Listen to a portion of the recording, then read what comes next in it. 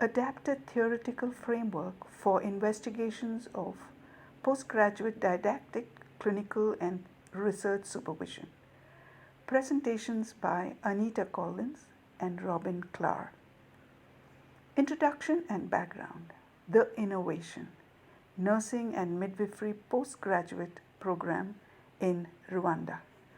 This is a unique program because it is first of its kind in the East African region. 8 clinical nursing specialty tracks commenced simultaneously.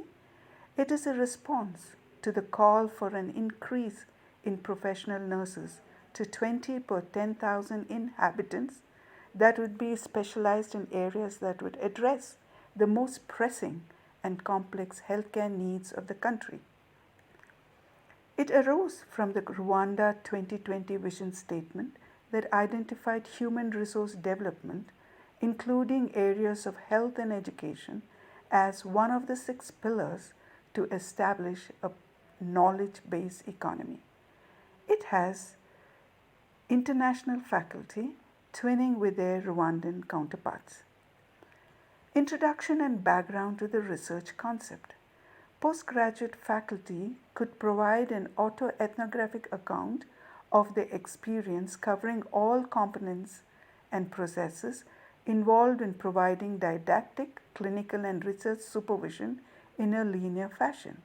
This may, however, not capture or uncover the successes and gaps to improve the processes and equity for all students and faculty, or provide the social, cultural, educational context of the local, regional, and global inputs, even though it may provide a rich mosaic of their experiences.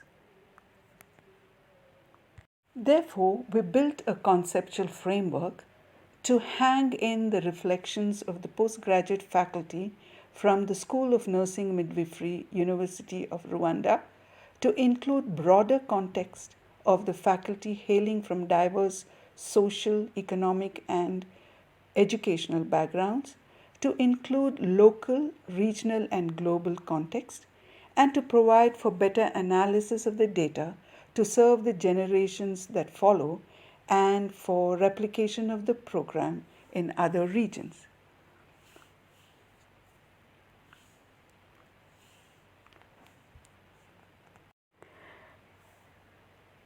The theoretical framework for investigations of postgraduate didactic, clinical, and research supervision has been adapted from 4 theories.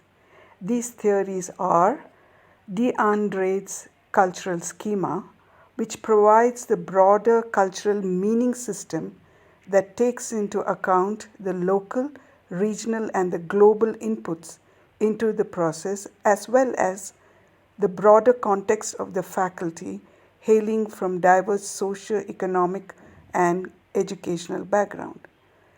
The second theory is from Marnetti and Venkatapuram, from whom we have taken the matrix to cross-match capability approach and the levels within the cultural meaning system.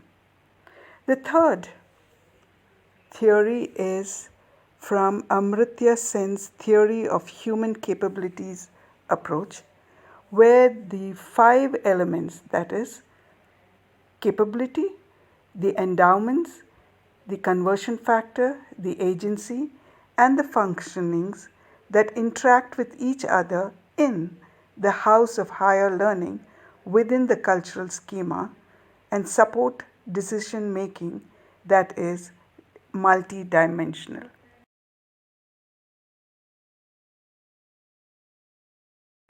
According to Driandre's cultural schema theory, cultural schemas are the generalized collections of knowledge of past experiences which are organized into related knowledge groups and are used to guide our behaviors in familiar situations.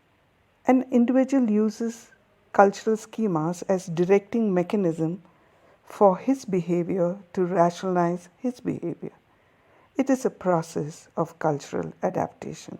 For example, while students enter the universities with the need to learn and graduate, The moment at which they enter the university also determines the ways in which they interact with other people and which cultural schemas shape their responses to teaching and supervision.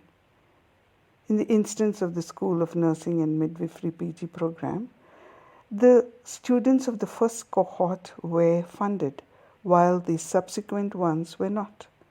This would have some effect on how students respond to the teaching and supervision. Similarly, too, the cultural schema shape the response of the faculty that have entered the university to teach and supervise the PG students. The reason the Andre's cultural schema was chosen was it helps to examine concepts relevant to the PG supervision process from a social and cultural perspective, and with a focus on the capabilities, the freedom of choice of PG faculty of the school. To understand the functionings, the freedom, the agency, and the capabilities of the PG supervisors, rather than only their supervisory choices. To also study these capabilities at the school as well as at the individual level, as it may be assumed that the faculty members are always interdependent. Moreover, we would also like to consider the complexities of the faculty that hail from different parts of the globe, who have varied social, cultural, and educational backgrounds, and how it affected their teaching and supervision. All of this will help capture the uniqueness as well as provide a holistic view of the teaching and supervision of PG students from the School of Nursing and Midwifery, University of Rwanda, the African and the global perspective. When using the cultural schema, we use the acronym CATWO to provide a checking mechanism. Root definitions have a checking mechanism which validate that all the key elements of the system, in this instance teaching and research supervision, have been identified and deemed relevant to the study. The acronym CATWO C. C stands for customers of the system. These are people who will benefit from it or suffer from the system. In this instance, it is the PG students. A stands for actors, which are the persons who carry out or cause the elements of the system to operate. In this instance, it is the postgraduate faculty. T stands for transformation. It is the purpose of the human activity, that is, to transform an input into a desired output. In this instance, it is the PG cohort successfully graduating from the PG program of the college. W is the Waitan Showman, which is the view of the real world which legitimizes the set of human activities which makes the system meaningful and relevant. In this instance is the reflective writings of the PG faculty on their experience of teaching and supervising the PG students. O stands for owners. They are the persons who have the power and the authority to stop or modify the system. In this instance, it would be the dean and the program coordinators of the school. E stands for the environmental constraints. These are the imposed rules, conditions, terms of operations which are taken from the wider external environment which directly affect how the system will operate.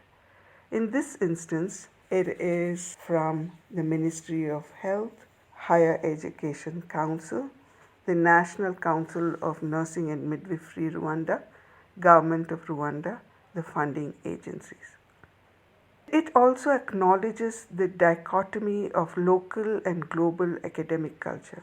As students from different local academic cultures are initiated into a community of practice that is shaped by global academic culture. Also, students may not be in charge of their own knowledge construction in institutions of higher learning when rote memorization and direct instructions have shaped the majority of the students' experiences of teaching and learning. This schema also acknowledges the dichotomy between local and global academic culture in that students may find it difficult to explore scenarios embedded in Western culture and interact with the important text that is being taught to them. Moreover, the academic culture may ignore the fact that cultural realities are embedded in the context and are lost in translation. It will also help us to consider the context where the whole academic discourse takes place in a foreign language and students are not articulating in their first language. Cultural schemas may be different in different cohorts. The individual cultural schemas are all shaped and conditioned by the broader cultural meaning system. Most individuals are not aware of the cultural schemas that influence their supervisory practices because these schemas are part of their early university life conditioning. People often do not become conscious of these processes until their circumstances or their knowledge changes. Over the course of academic life, the larger cultural meaning system of an individual may not change, but his or her cultural schemas and behavioral directions based on cultural influences can shift. Using this conceptual framework will help the faculty to become aware and capture them when they reflect on their experience while teaching and supervising the PG students. Each cohort may be having distinct cultural changes. By interacting with external environment, the School of Nursing and Midwifery adapt and transmit beliefs, attitudes and values which in turn shape the behavior of the individual PG supervisors, a process which is intergenerational in nature.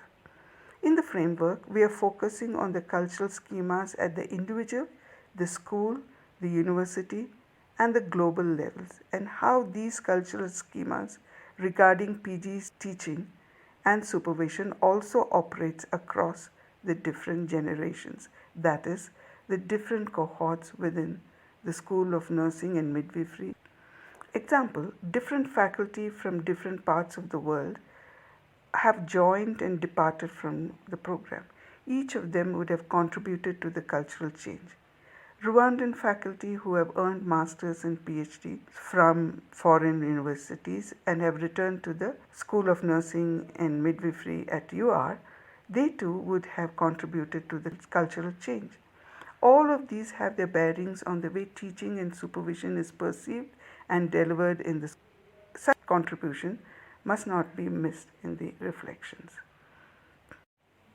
The second theory is Amartya Sen's capability approach, and the reasons for using this theory are many. For one, many scholars, researchers, and practitioners have used it for evaluation of development projects because it considers the well-being as something that is intrinsically multidimensional. It considers individuals, their values, their real opportunities to be and to do some basic things in a good life and their freedom of choice. It considers social development or progress as the expansion of real opportunities of people in a society. As our research is relative to human capabilities and capabilities, equality, equity, and capacity building, this theory provides us with the opportunity to study the valued experiences of the PG supervision of the School of Nursing and Midwifery faculty and how these experiences affect the school's well-being. It also allows us to focus on the multidimensionality of the experiences of the PG supervision, teaching, and their related supervisory and teaching patterns. It also provides insight into how people deal with opportunities and freedom within a context in which there appear to be socio-economic inequalities. We want our participants to reflect on their experience in the context of social and cultural perspectives so as to discern what other factors might encourage people to make empowered choices or might hinder them in making such choices. Sense capability approach has 5 elements which interact with each other. As researchers, we develop the operational definitions of demographics. Traditional concept of demographics is that we study the population based on factors such as age, race, sex. Demographic data refers to economic information expressed statistically, including employment, education, income, marriage rates, etc. The expanded concept of demographics is the concept of demographic transition has 4 stages, including pre-industrial stage, the transition stage, the industrial stage, and the post-industrial stage. University of Rwanda has transitioned the demographics of nursing and midwifery education in Rwanda with the implementation of the master's and doctoral programs.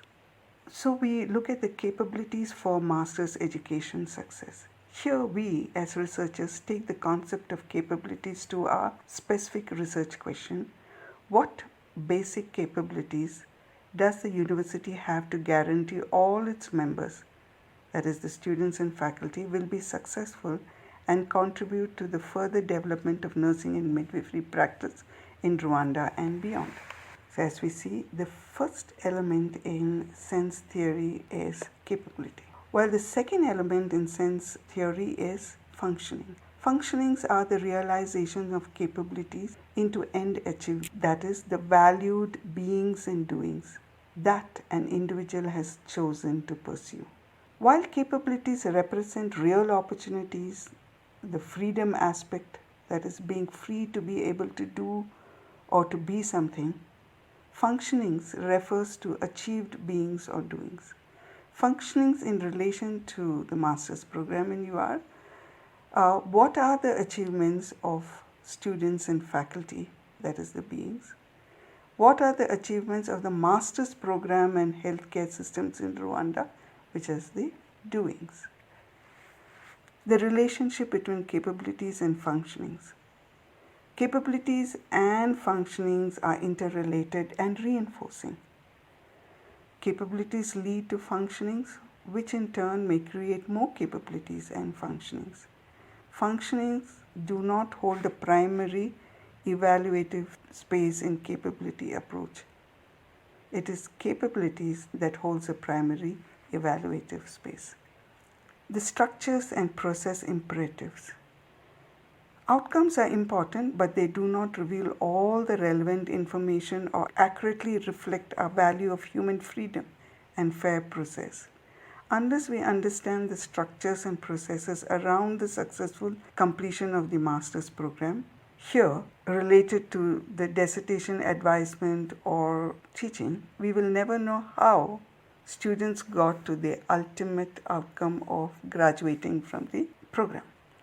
The third element in sense approach is agency. That is the ability to pursue goals that one values and have reason to value. It is agency that enables people to expand their freedoms, and freedom is also a principal determinant of individual initiative and social effectiveness. Now, who is an agent? Agent is someone who acts and brings about change and whose achievements can be judged in terms of her own values and objectives, whether or not we assess them in terms of some external criteria as well.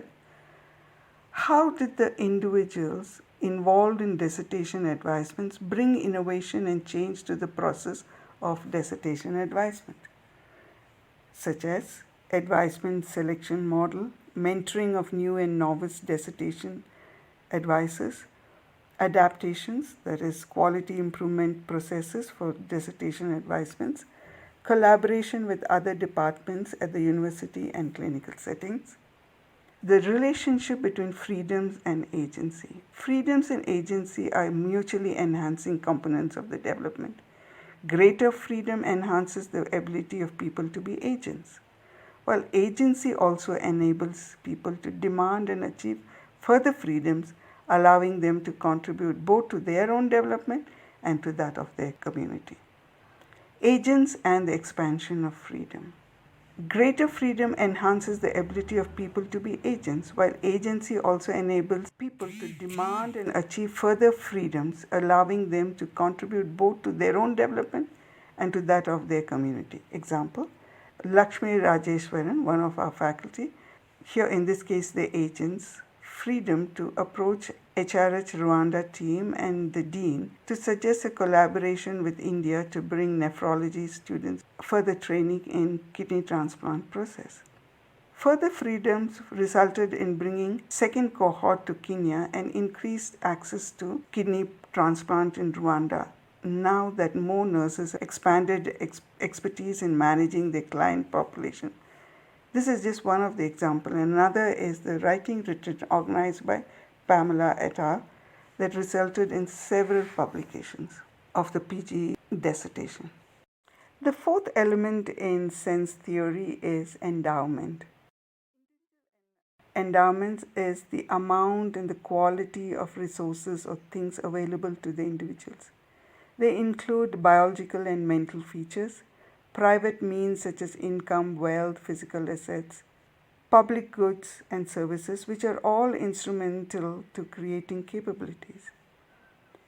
An expansive definition of endowment can also include intangible resources such as political practices and social institutions, cultural practices, social norms and values, traditions, and habits. Endowment for dissertation advisement. Endowments are physical and intangible resources that promote capabilities and therefore success with completion of dissertation. Individual resources are the functionings of both students and faculty. System resources are the intangibles, which are the functionings of IRB, the library resources, etc. Past and present capabilities to ensure success of master's program. So we'll look at the individual, university, and the context. Individual, previous experience with personal master's education and or teaching in master's program. Personal professional development as educator, clinical supervisor, and dissertation chair and committee member. At the university level, previous university understanding of nursing and midwifery programs and university-wide capabilities such as library, open spaces, electricity, hygiene, resources, etc. The context. Equity equates to the overall impact on capabilities related to both individual and university spheres, that is the macro and the micro. Does every faculty member and graduate student have the right resources to succeed for them individually? Example, the language difference between the faculty and students in the classroom, clinical and dissertation advisement. If we do not understand how to measure capabilities of dissertation advisement, we will not uncover the successes and gaps to improve the processes and equity for all students and faculty. The 5 elements of sense approach can be perceived differently by different faculty because of their varied social, cultural, and educational backgrounds. We want the participants to map from their experience of teaching, clinical, and research supervision what they would consider as capabilities, functionings, agency, endowments, and conversion factors into the matrix provided, which we have developed from Martini and Venkatapuram, and identify the levels at the individual, university, or the overall context even before they begin to reflect on their experience. There is no right or wrong way to perceive the 5 elements or the levels. This is the sample of the matrix that is borrowed from Martinetti and Venkatapuram. The next step is filling in the variable matrix. For ensuring adequate data set has been selected, first identify an ideal list of aspects to include in the study. The steps in research process were identified as the variables for research advisements. This next slide provides the variables for research supervision that were identified by some of the participants. So in this slide you can see the variables in research supervision from the beginning of teaching research to the final support in students' publication process, etc. Similar list variables may be identified for didactics and clinical supervision. The theoretical framework for investigations of postgraduate didactic, clinical, and research supervision with adaptations from cultural schemas of D'Andrade, capability approach from Sen, building a matrix by Martinetti and Venkatapuram, and multidimensional decision-making process from Weiser, Hutter, and Heisman.